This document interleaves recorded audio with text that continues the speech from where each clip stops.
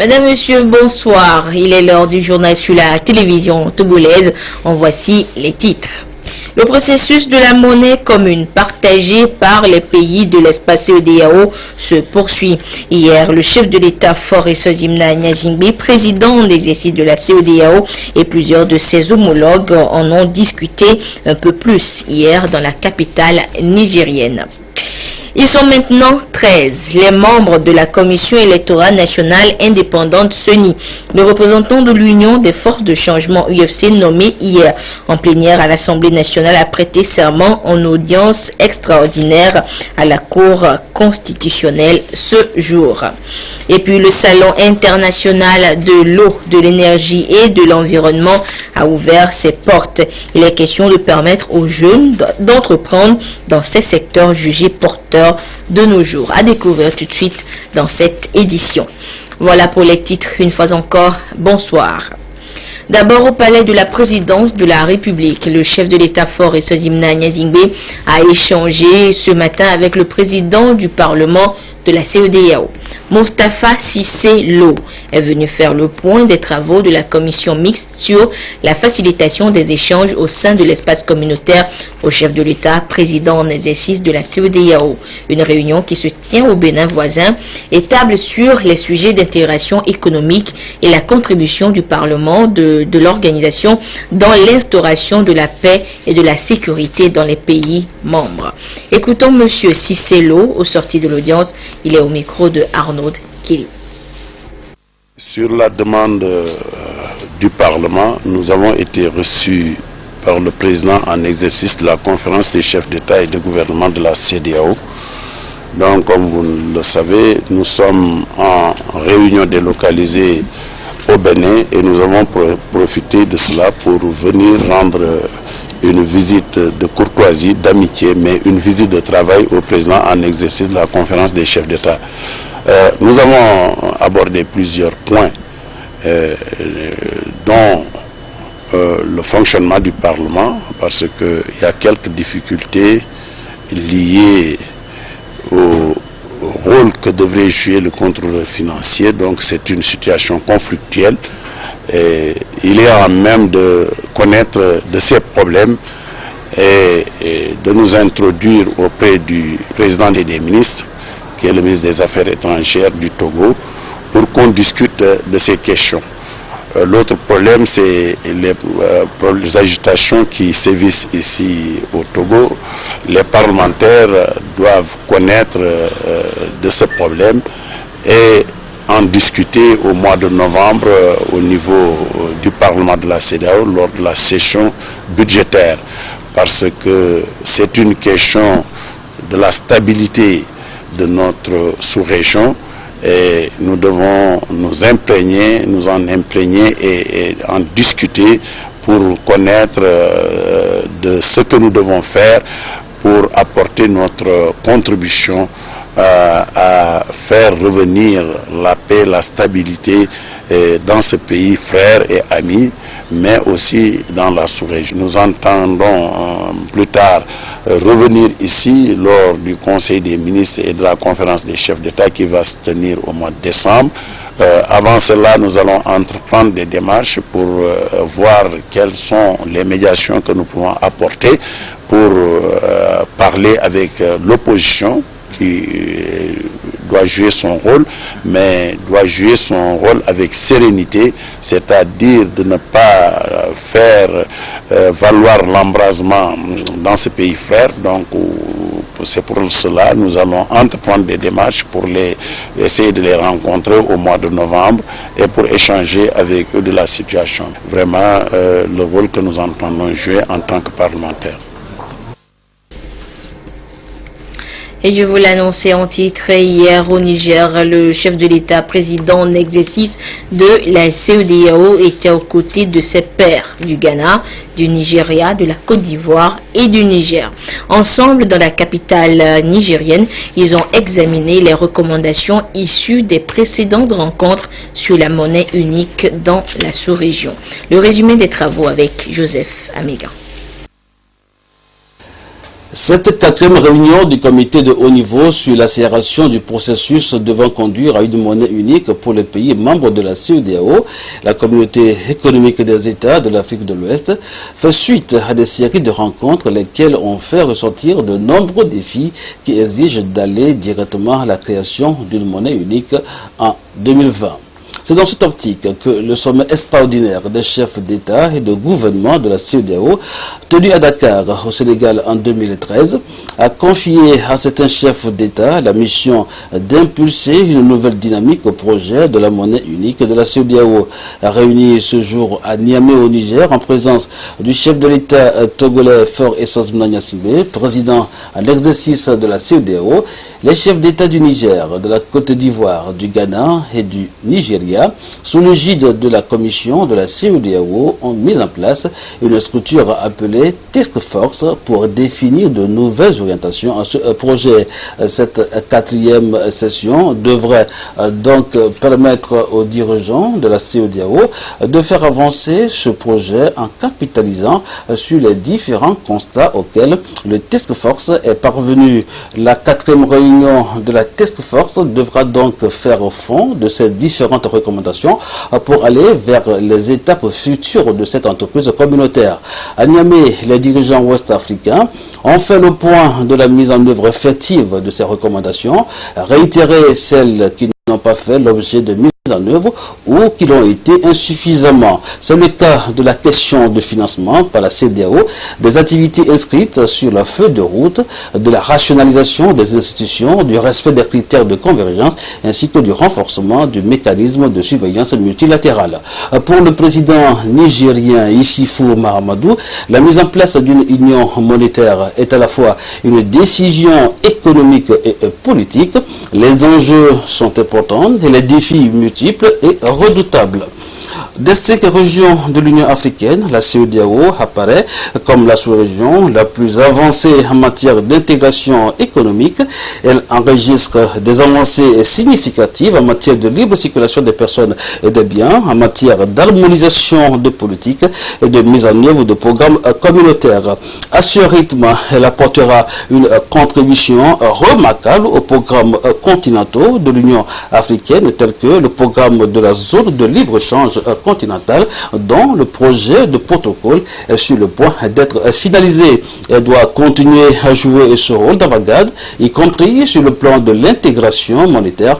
En effet, elle est la première organisation à adopter dès 1987 un protocole portant programme de coopération monétaire avec comme objectif une monnaie commune pour les États membres.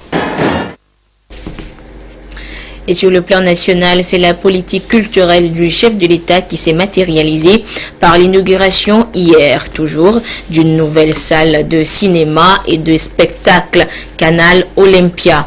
Une cérémonie présidée par le chef de l'État avec à ses côtés le patron du groupe Bolloré et du conseil de surveillance du groupe Vivendi, promoteur de l'initiative. Et ce nouveau complexe culturel ultra moderne de 300 places, successeur de l'ancienne salle de cinéma, le Togo, est fortement apprécié par les acteurs culturels togolais. Et en plus d'être un nouveau défi pour eux, la salle Canal Olympia représente une source de motivation pour produire en quantité, mais surtout en qualité. Les réactions des acteurs culturels dans ce dossier de Luc Assis. Elle renaît de ses cendres, la magie de l'image dans le noir, où le public pourrait se découvrir. C'est ici, à la salle de cinéma et de spectacle, Canal Olympia de Lomé, que ça se joue. Ce nouvel espace de vie dédié au divertissement et à la culture redonne un souffle nouveau au cinéma togolais.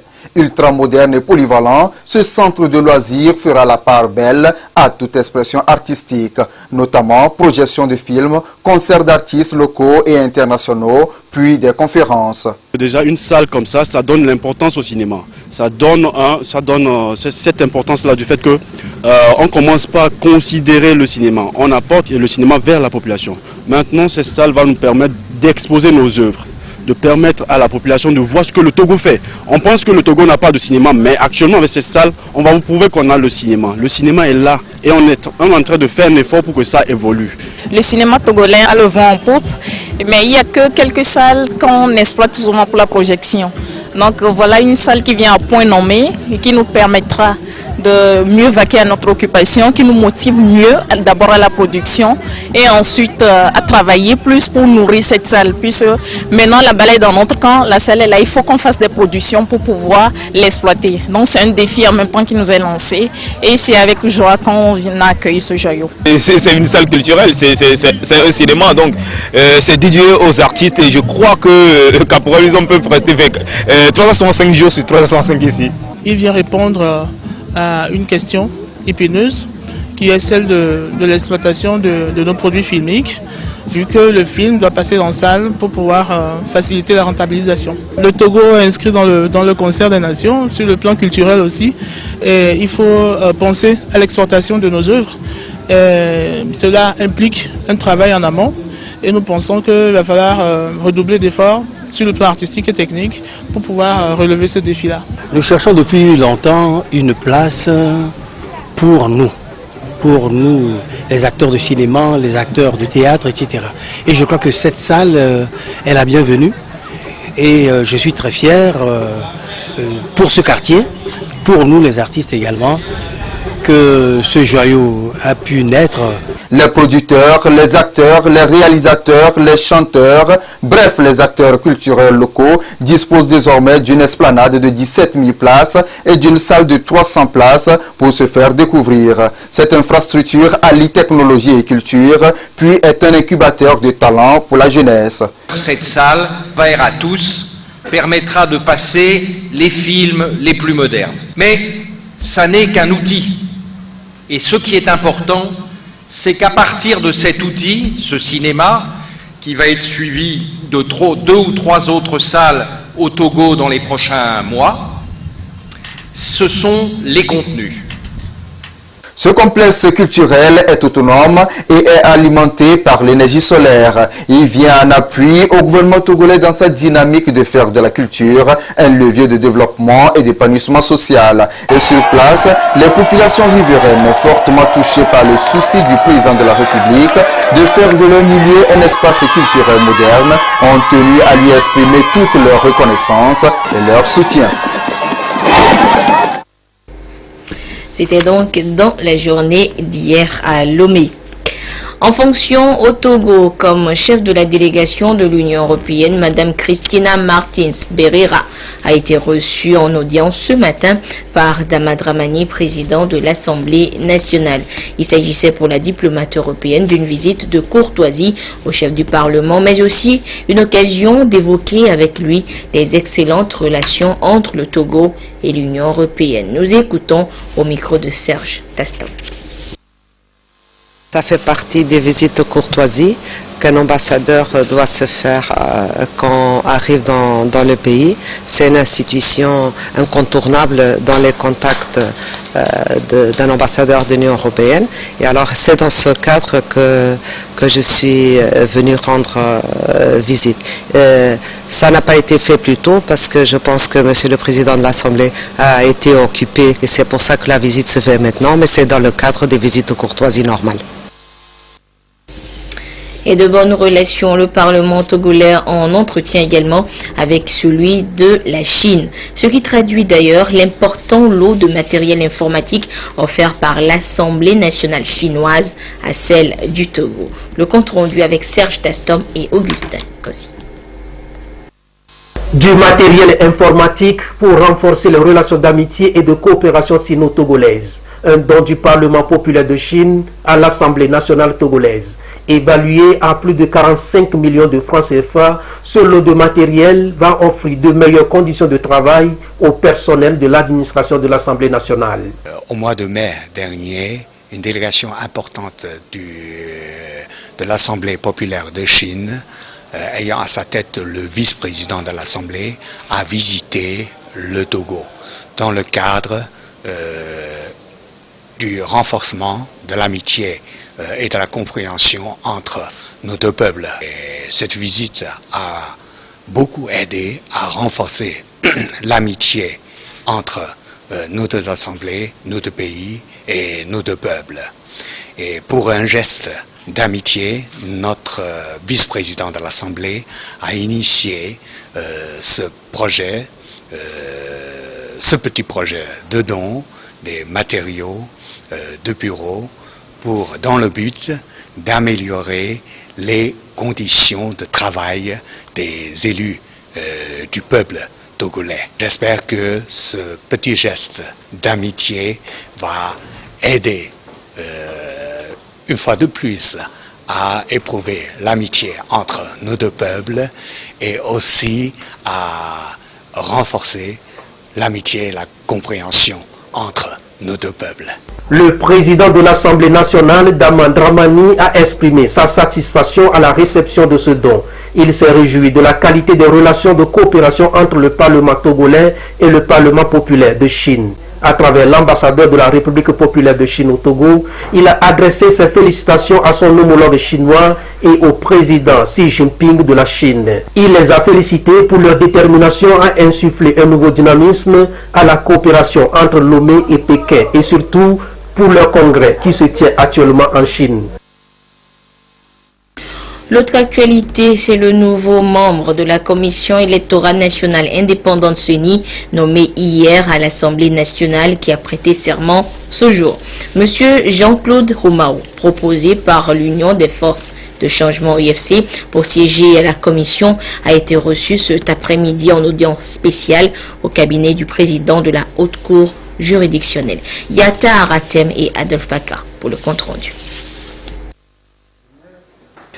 Devant le président de la Cour constitutionnelle et les autres membres de la CENI, Commission électorale nationale indépendante, Jean-Claude Roumao, la main sur la conscience, jure solennellement de remplir fidèlement et en toute impartialité les fonctions de membre de la CENI dans le respect de la Constitution et du Code électoral. Par cette formule, le nouveau membre représentant le parti de l'opposition UFC Union des forces de changement fait son entrée dans la commission qui compte aujourd'hui 13 membres. Après ce cérémonial, le président de la Cour constitutionnelle, Aboudou Assouma, a donné acte au récipiendaire avant de le renvoyer dans l'exercice de sa fonction. Monsieur le récipiendaire,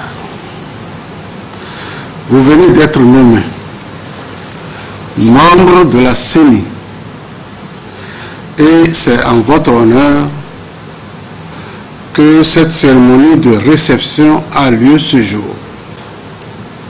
La Cour constitutionnelle, par ma voix, vous présente ses compliments et est honorée de recevoir votre serment en votre qualité de membre de la Commission électorale nationale indépendante. Le procès verbal transmis par le président de l'Assemblée nationale en fait foi. Selon l'article 12 du Code électoral, la CENI est composée de 17 membres. Aujourd'hui, elle en compte 13.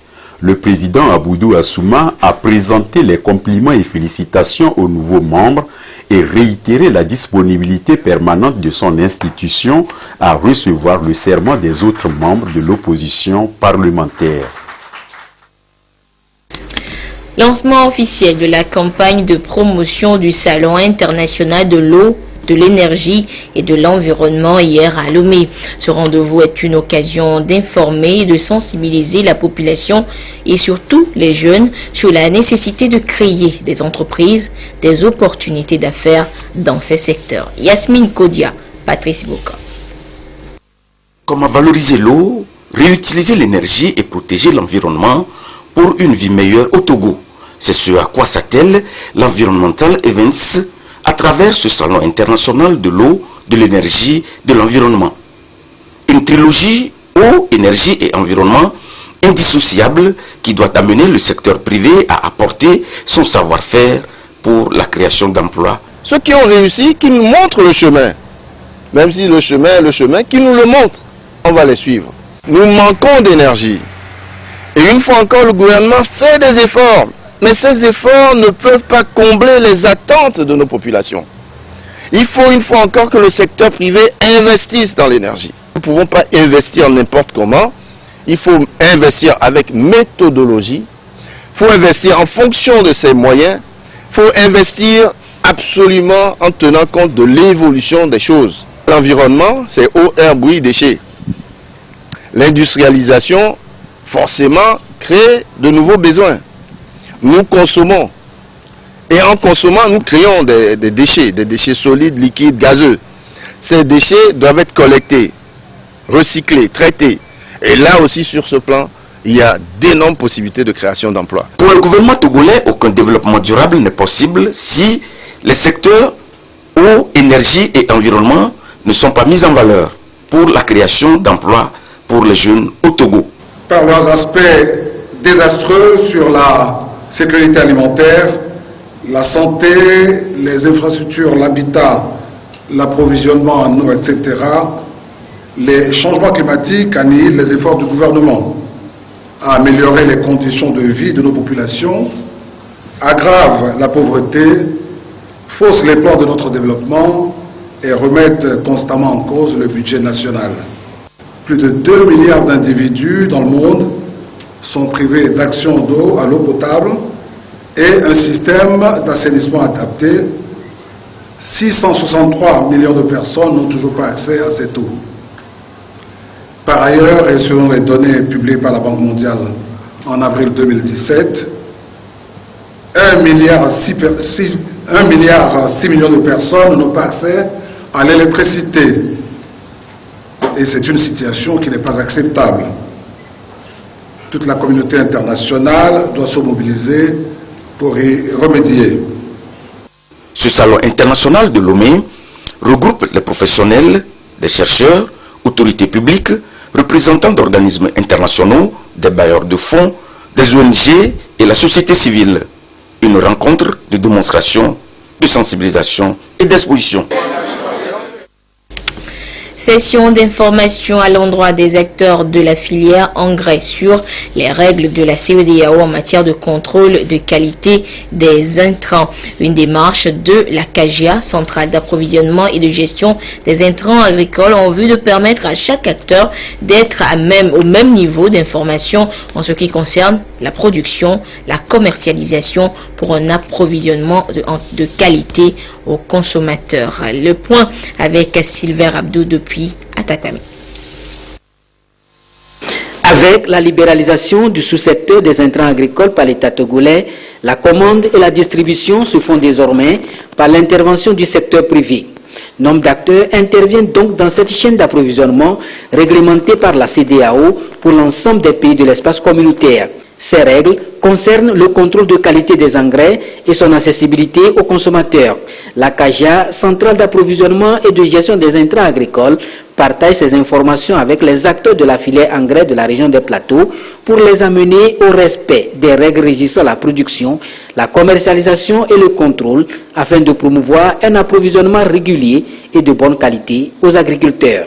Aujourd'hui, il y a des acteurs multiformes qui interviennent dans notre pays dans le commerce des engrais. Or, ces acteurs-là ne connaissent pas tout à fait les règles qui régissent le sous-secteur. Donc, il est de la responsabilité de notre structure de sensibiliser et de diffuser ces tests réglementaires pour que tous les acteurs soient au parfum de ce qui doit se faire pour garantir d'abord la qualité des engrais, pour préserver l'environnement, sauvegarder les intérêts des producteurs et même sauvegarder leurs propres intérêts en tant qu'entreprise de la filière des engrais.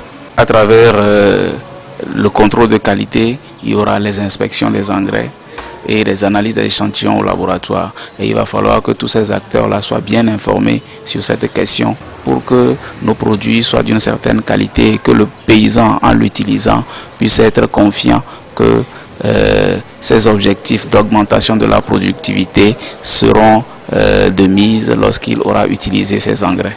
La disposition prise au sein de l'espace communautaire est de promouvoir une agriculture durable, plus productive et compétitive, permettant d'assurer la sécurité alimentaire et d'améliorer le niveau de vie des agriculteurs. Hors du Togo, au Libéria, le candidat qui est arrivé 3e conteste la validité du premier tour de l'élection présidentielle. Georges Weah, le footballeur de légende, et Joseph Boakai, candidat du parti au pouvoir, doivent en principe s'affronter au second tour prévu pour le 7 novembre prochain. Mais l'avocat Charles Boulskin entend jouer les troubles faits lors de ce scrutin duquel les populations, surtout vulnérables, attendent beaucoup. Regardez. Ils sont près de 100 000 personnes à vivre à West Point, le quartier considéré comme le plus défavorisé de la capitale, Monrovia. Si dans l'ensemble, une très large partie de la population du pays vit dans une remarquable pauvreté, ici, ils sont encore nombreux à nourrir l'espoir d'un lendemain meilleur. Ils ont déjà survécu aux guerres civiles et à l'épidémie d'Ebola, et même si aujourd'hui, ils doivent capituler face à la montée des eaux qui menacent leurs habitats, ils entendent jouer un rôle majeur dans le choix de leur prochain président. Pendant près de 12 ans, nos précédentes autorités n'ont rien fait. Mon mari a fait la guerre de 90, mais a malheureusement succombé des suites de l'épidémie d'Ebola. Je suis obligée de prendre en charge ma famille et moi-même. Aujourd'hui, je voudrais essayer l'option Georges Weah et voir pour la suite. Dans la course à la magistrature suprême, la plupart des candidats ont mis un point d'honneur à combattre la corruption, les problèmes liés aux infrastructures et à réformer le système éducatif et celui de la santé dans le pays. Le Libéria doit se relever sur le plan économique au lendemain des conséquences désastreuses dues à l'épidémie d'Ebola ces 2 dernières années. Un défi qui fait partie des priorités de l'ancienne gloire du football et sénateur du Montserrado, Georges Weah.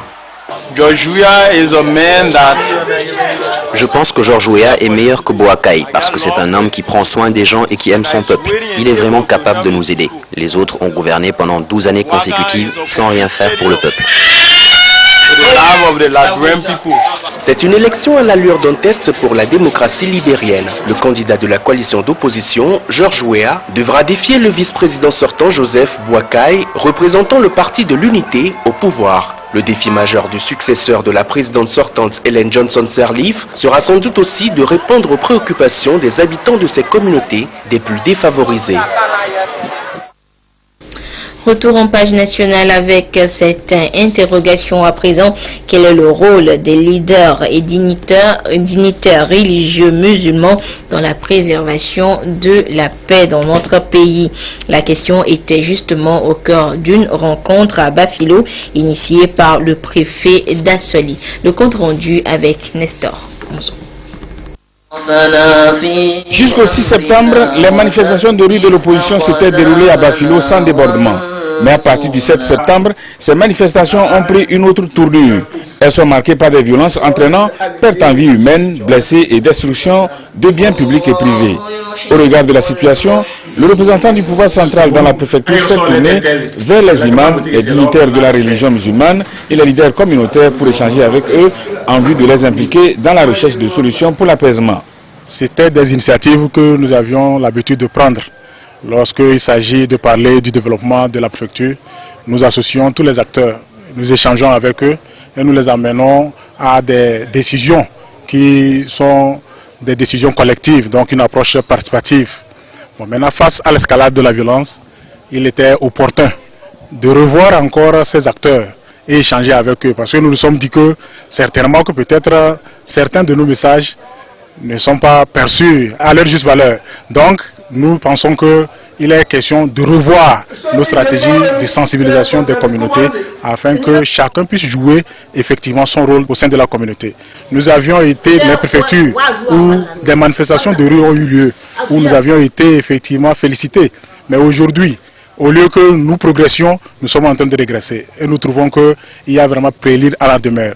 Pour exorciser le mal, chacun doit adopter un langage d'apaisement, ont expliqué le préfet et les autres intervenants. Ils comptent sur les imams pour véhiculer ce message.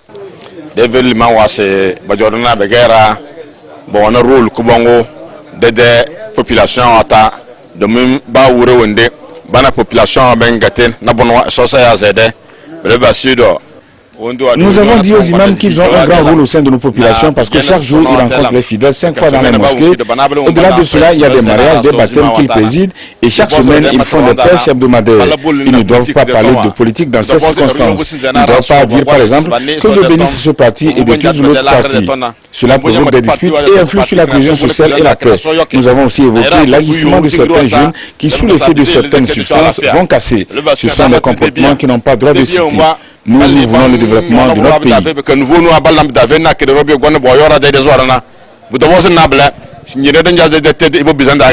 Tant que la paix sera menacée, les initiatives de développement ne pourront pas aboutir, ont fait remarquer les orateurs.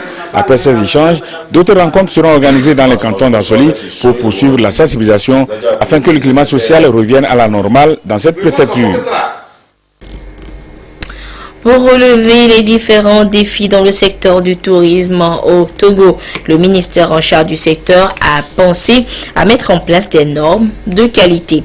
Et pour ce faire, des acteurs du domaine se sont retrouvés pour justement mettre en place un comité technique de normalisation du tourisme. Il s'agit en clair de réorganiser le tourisme pour faire du Togo une destination de rêve. Sandra Aziagbe et Carmen Magé à Capo. Le Togo dispose de nombreux hôtels, restaurants et agences de voyage qui contribuent à plus de 2% au PIB du pays.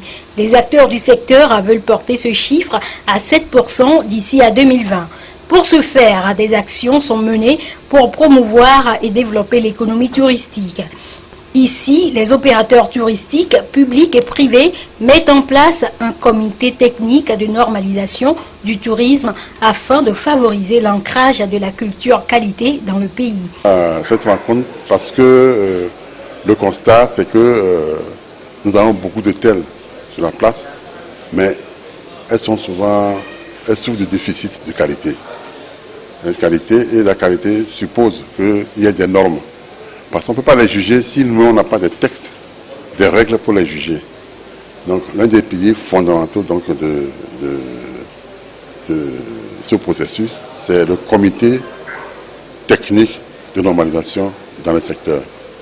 C'est le comité qui fait les normes, qui étudie, les normes, les règlements. C'est le comité qui voit dans quelles conditions nous sommes conformes aux normes soit de la CEDEAO, de l'UMOA et de ISO, pourquoi pas de normes internationales. Pour le gouvernement, la mise en place du comité de normalisation permettra au tourisme togolais de répondre aux exigences de qualité des produits et services offerts et d'être conforme aux normes et règlements internationalement admis. Pour combler les attentes des touristes, le gouvernement, dans sa vision de faire de la qualité un facteur de promotion d'un tourisme durable, lance par ma voix un appel à tous les opérateurs touristiques publics et privés à œuvrer pour le développement d'un tourisme diversifié, respectueux de l'environnement, de la qualité de la vie et des cultures, garant de la croissance économique pour une émergence réussie. Le comité technique aura donc pour tâche d'informer et de sensibiliser sur les normes de qualité qui régissent le secteur et les dispositions pratiques à prendre pour corriger à brève échéance les insuffisances relevées. Et ainsi se referme cette édition. Merci de votre fidélité à la télévision togolaise et Dem Sousoukpa vous retrouve à 22h30 pour la dernière édition du journal. Au revoir.